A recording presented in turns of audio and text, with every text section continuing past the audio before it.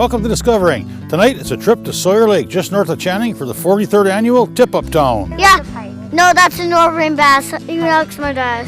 Then we'll check out the annual UP Trappers Workshop and visit with Forestry Resource Division Chief Bill O'Neill. Stick around, that's all tonight, right here on Discovering. The secret streams that flow beneath the cliffs of colored stone. Forest thick and healthy with birch and pine and oak. Surrounded by the greatest lakes this world has ever known. The black bear's awesome presence as he roams the hills and fields. Call of the timber wolf, the loon's lonesome trill. The eagle soaring high above, the trout lies deep and still.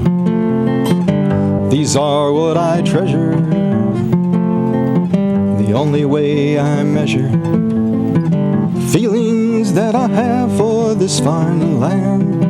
There is so much to discover when you're a long-time lover of northern Michigan.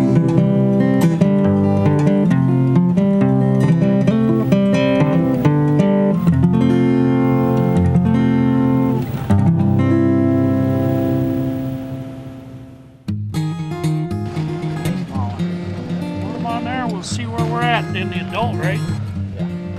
If you pay attention to ice fishing tournaments at all, you'll probably recognize the name Tip-Up Town.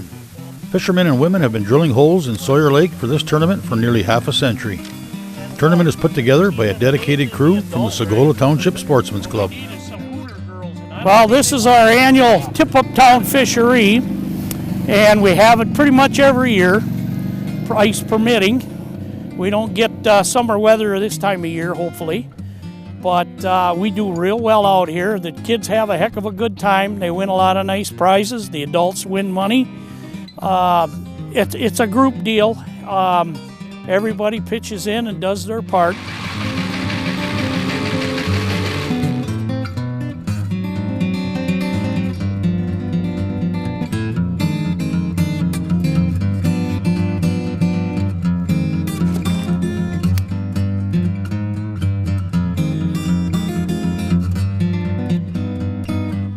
Well, this one's been going for like 43 years, and it's grown every year that we've done it.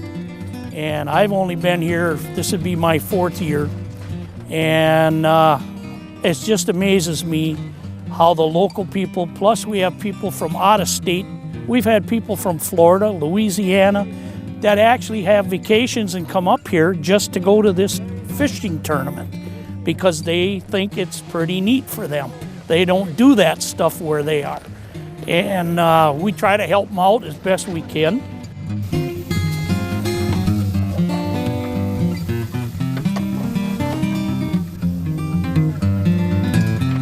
They do catch a fair amount of fish out of here. Some of them are big, some are small. But in the 43 years that this has been going, this lake has never gone dry on us. Thank you, DNR. It's a nice one, Rob. You get a $5 button, and then you fill out a form so that we have a number, and then you go fishing. You catch a fish, you bring it up, we measure it, we put it on the board, and you bump after 5th place for the children, 3rd place for the grown-ups. I caught him on a tip-up. 27 6/10. The flag wouldn't even go up twice in a row. I checked the one at the back and there was a 20 on, and then I came back and that was on. Nice job. The grown-ups get cash money when we get done, and the children get all the prizes. We have some really great fishing prizes to keep the kids going. We have tip-ups, we have jig poles, jigs, you name it, it's in there. And we have food donations. We would like to thank the local people and establishments that have donated stuff to this fishery. They do a fantastic bang-up job being nice and giving us things that we can give away to the kids and the parents, and it's everybody wins in this kind of a fishing tournament. There's no bad spots. Everybody goes home with something. It's just a good camaraderie between people, kids, fishing, you name it, we have it. They have food, stuff at the club, a DJ, we have all kinds of things in the evening. It's an all-day deal, and if you can tough out the weather, this is the place to be.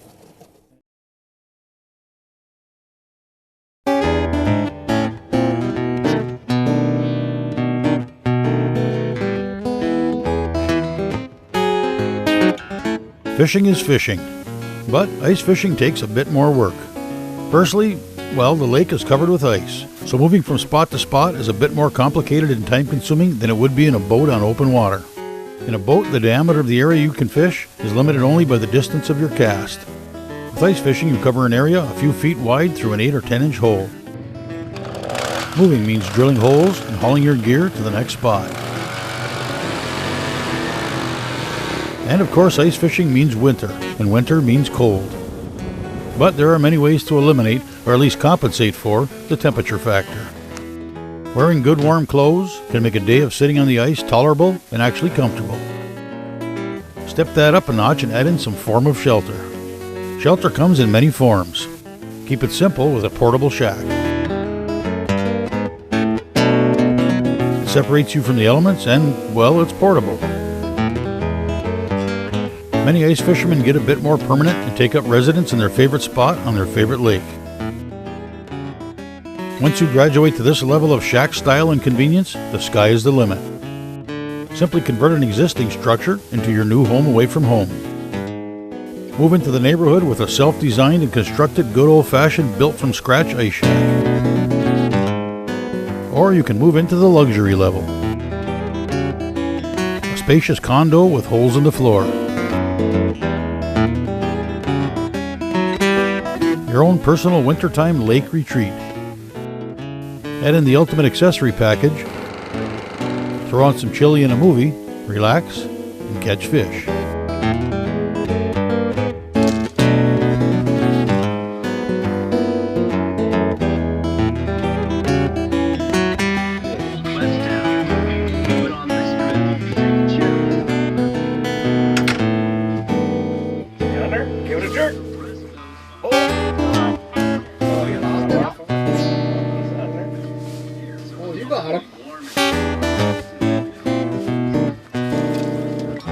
Got him. Nice job, Soph.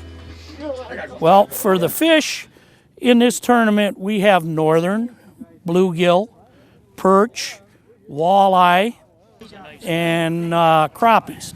Now that's a nice crappie. Okay, would be 12 right on the button. The kids come up, sometimes they come every half hour and check the board to make sure they're not losing anything. And then they go back, try to catch something bigger and bring it back. So, is that for the child? Yep. Oh, there's some on there. It's just one of them deals where whatever happens to bite on the hook, that's what you bring up here. I caught him with a tip-up. This is something that we would like to keep as a tradition with this club, because I think we're one of the rare ones that has this, and it's been going, and I'd like to see it go along after I'm gone. Little guy. Hope we get some bigger ones. Not bad. Our club has a good raffle for our side-by-side. We have fishing things. We give away prizes, tip-ups and minnow buckets and fishing equipment and stuff like that. And we have a 50-50 that we run for everybody on the ice. Well, it was really hard because the reel was stuck. That I got this baby.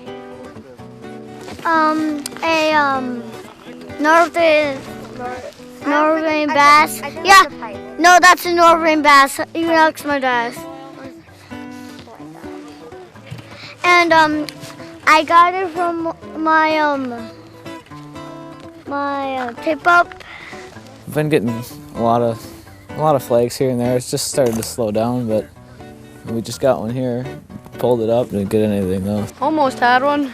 Everybody's kind of catching pike, a lot of pike. Some shiners. Someone pulled up a walleye, but spit out the hook right when he got to the top of the hole. So walleye are usually like that. And my friend's been pulling up some bluegills and stuff down there on that end. I talked to my other friend. He pulled about 10 bluegill up. Come on. Oh! Look at that bass. Hi, baby. That's a nice one. Yeah.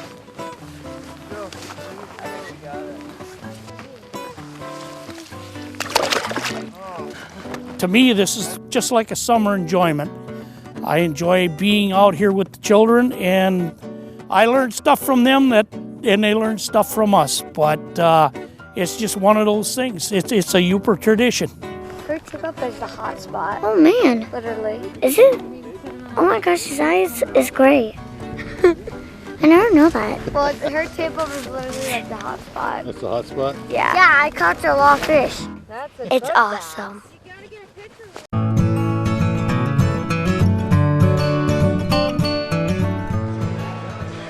The continuing growth of the annual UP Trappers Workshop in Hermansville is testimony to the fact that the tradition of trapping is alive and well here in the UP. The event is geared toward introducing youth to trapping, but attracts trappers of all ages. Well, this is our 12th annual Midwinter Trapper Workshop that we've been putting on here at Hermansville, and it just seems to be growing bigger and better every year.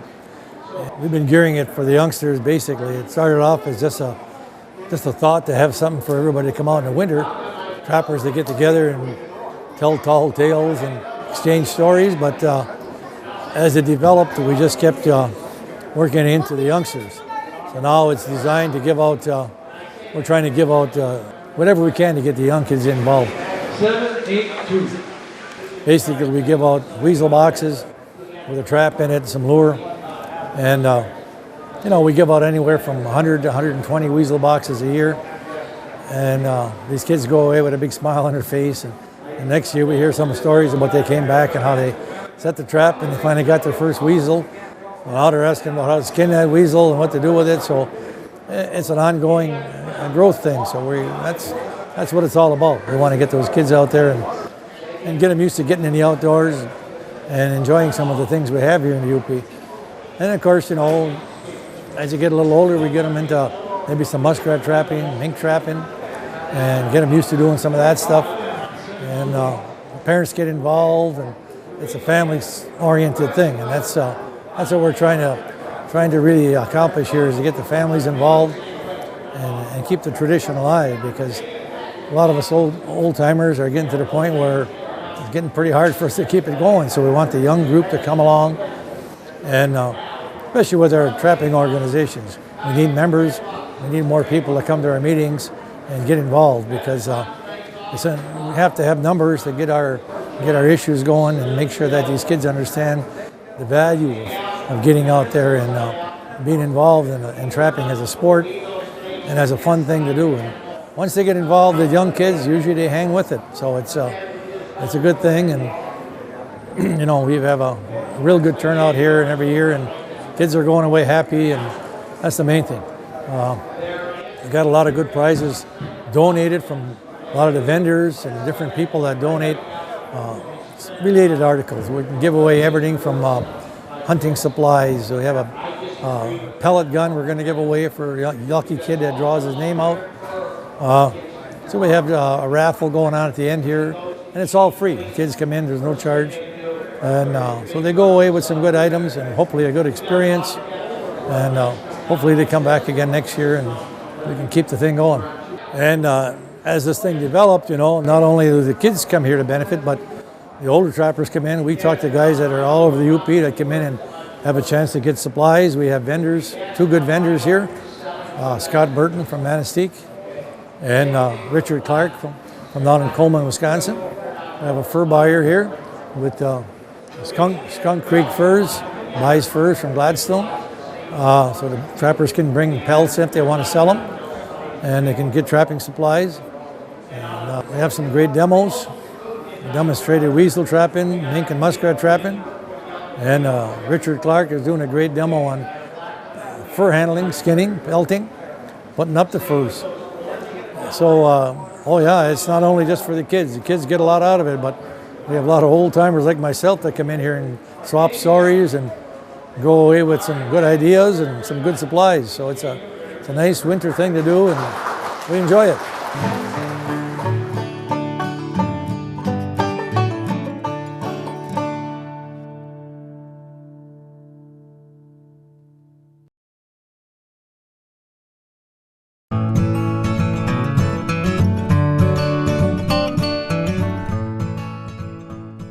On last week's show, we talked UP Wildlife with DNR Wildlife Division Chief Russ Mason. Tonight, a visit with Forestry Resource Division Chief Bill O'Neill. I was really lucky. I was a Detroit kid, and I escaped. And I went to school. I thought, if I'm going to go to school, I'm going to go for something that I like. And I went in forestry, and my first job in Michigan was in Felch. At first, I thought that may have been a spelling error. I didn't know that there was a Felch, and I didn't know there was a Norm Kazmauskas. But as Irish luck would have it, I dropped into Felch, and Terry Kreiderman and Dan Wilcox, two great foresters, Terry's from Ralph and Dan's from Crystal Falls, took me under their wing and showed me what it was like to be a good working lands forester. And I was fortunate, I'm fortunate to this day to have crossed paths with those two gentlemen. They were great people to learn from. And that's where I cut my teeth in forestry. So I was lucky to be a Michigander. We've got 20 million acres of forest in Michigan. We're in the top 10 of states that have forests. And we've got public forests. So we've got forests that all of us can enjoy. We've got 4 million acres of state forest, largest state forest system east of the Mississippi. So if you want to go to a forest, we all own it, we can go.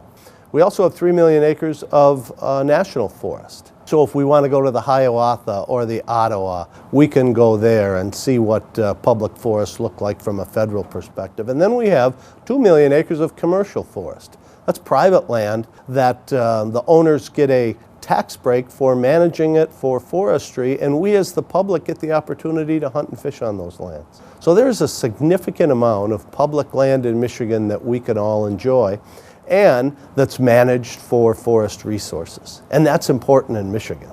Forestry is a big part of who we are in Michigan. It was a big part of our history when we logged it 100 years ago, and we're now doing it again. Forestry is a $20 billion part of our economy. It employs over 96,000 people. That's a big deal, and that is especially a big deal in the Upper Peninsula. When you talk about Michigan being a manufacturing state, it is a manufacturing state, and it's a manufacturing state whether you're in the Upper Peninsula or the Lower Peninsula. In the Upper Peninsula, 1/3 of all manufacturing jobs are forestry related. So in the UP, forestry is really a big deal. It's who we are. Lots of folks, directly or indirectly, their lives are touched by forestry. So in Michigan, with our 4 million acres of state forest land, we want to do it right. We want to manage our forests sustainably. I want them there for my children, my grandchildren, your great-grandchildren. We want them here in perpetuity. So how we manage them today is important. So we spend a lot of time on what's sustainable management. How are we doing it right? And of course you could come to me and say, are you doing it right? And I could tell you yes. But that's not all. We're also certified. So we ask a couple of outside entities to poke their nose into how we do our business and let us know. Are we doing it right? Are we managing sustainably? And since 2006, both of those companies, FSC and SFI, have come into Michigan, looked at how we do business, and said, yes, we're managing sustainably. So those forests are important to us as citizens, and that's one of the ways that we're trying to manage and ensure that we're doing that management correctly, and that management will create and keep healthy forests in Michigan for time to come. And it's interesting, you know, sometimes I do get folks, especially whose kitchen window might look out on public lands, and we come in and have a timber sale. We might not be the most popular people in town when we do that. We've changed somebody's viewscape, maybe for the next 20, 30, 40 years, maybe for the rest of their life. But that's when we want to have a conversation. So what are the benefits of that? Certainly there's wildlife habitat enhancement benefits. Certainly there's forest health benefits. And certainly there's economic benefits. All of those are important to Michigan. forest health benefits are especially important. Right now what we're seeing is an advancement of a couple of insects that really do some significant damage. We're going to lose almost all of our ash trees in Michigan. In the lower peninsula, they're gone. Emerald ash borer has taken out our lowland ash and our upland ash. I fished on the middle branch of the Ontonagon last summer. I saw ash standing there. We still have some live ones in the upper peninsula. Another pest that we have in the upper peninsula that's increasing is spruce budworm. We're working on both those pests. And if you have any questions about what we're doing, or if you have some questions about, do I have that here? What are the ramifications? What does that mean? Certainly go on the DNR's website, go to Forest Health, find somebody that can help you. We'd be glad to have a conversation to see what we could do to help you in managing your trees or what's important to you. You know, another neat thing about forestry in Michigan is the governor appointed a timber advisory council a number of years ago, group of interested citizens that works together with the department and the forest community across organizations to grow forestry. The Timber Advisory Council had some goals. The primary goal is to bring the economy to $20 million. Well, that was their goal. They wanted to get that by 2018. They got it halfway through 2016. This is a great group that talks about how can we promote forestry across Michigan, and it's led by a number of Yoopers. We've got some great people on there and great companies represented. So there's consultant foresters, there's representatives from some of our big industry. J.R. Richardson is our chair. Forest industry in the Upper Peninsula is leading that group, and they've done some really good things. So what are we doing now? They're getting back together. The governor's challenged that group to say, okay, you got your goals early, where are we going now? So that group's going to create some new goals, and we'll work hard at getting those. I think that will help forest economy across Michigan, and it certainly will help the forest economy in the Upper Peninsula.